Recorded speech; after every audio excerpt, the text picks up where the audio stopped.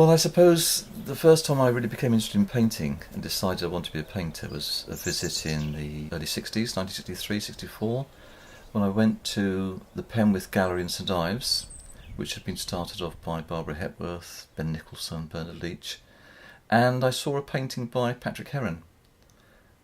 And having seen that painting, I decided, after having looked around the gallery for about half an hour, three-quarters of an hour, that that's what I wanted to do the rest of my life. When I first started painting, because of Patrick Heron, I was an abstract painter, I suppose, to start with. And then I became more interested in the actual landscape of West Cornwall. And I realised after a while that what I was really interested in was actually putting paint on a canvas or on a board, putting layer upon layer of paint on, scratching it off. And that's what became more important to me in the end, rather than being seen to be an abstract painter or a traditional painter or a realistic painter. It was that did it. The area in which I live has always been really important to me. I've always wanted to live in Cornwall, West Cornwall in particular. Initially it was the landscape in general which appealed to me, but over recent years I've honed in more and more on buildings, small hamlets. I like the fact that they're granite built. I like the textures of the granite houses and barns. I like the fact that they're slightly untidy, slightly higgledy-piggledy, which is the way I suppose I work with my own paintings, and I like to incorporate that into the paintings. So when I add one colour onto another colour, I don't want to be too neat. I'm not too concerned about getting exactly the right proportions. I'm more concerned with the overall effect and the feel of the painting.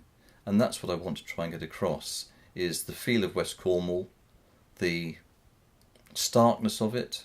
Sometimes it can be quite sort of sombre. And I want to try and achieve that in my paintings as well. A number of years ago, I decided to change from using a paintbrush to a palette knife because I wasn't achieving the right feel on the paintings with a brush. They were coming out too smooth and too precise perhaps, and I wanted to achieve more of a roughness in the way the paint was applied and the overall effect. And so in recent years, palette knives have dominated my painting. Certainly, I think the colours I use, I'd like to think they represent West Cornwall, and West Cornwall in particular rather than the rest of Cornwall. But having said that, they have changed because they used to be more sombre. I started off by using ochres and soft greens, olivey greens. I think that was mainly because I didn't feel comfortable about using brighter colours. But in the last, certainly 12, 14 years, I enjoy far more using bright colours, oranges, reds, pinks, and just strong colours in general.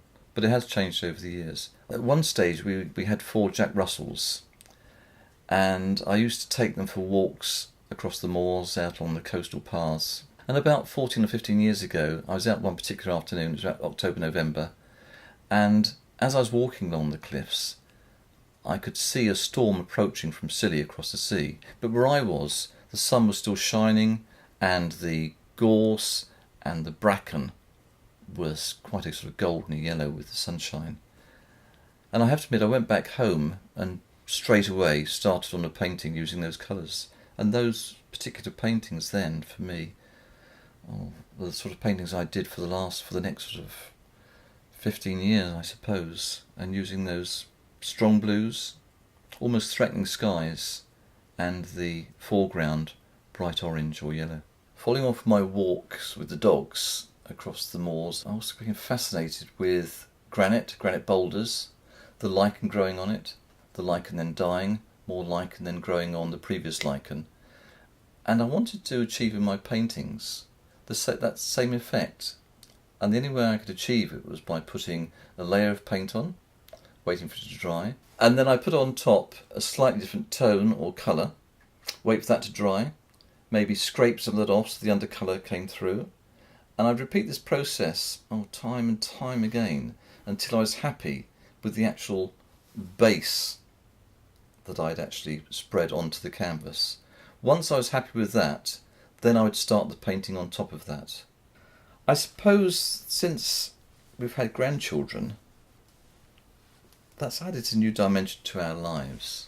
It makes me happy whenever they walk in the door, and perhaps in some unconscious way that has made my paintings lightened up, become more joyous or happy or just my use of colour perhaps reflects that. But it's something I'm not really aware of. And if it is the case, it's certainly a subconscious thing that's happened.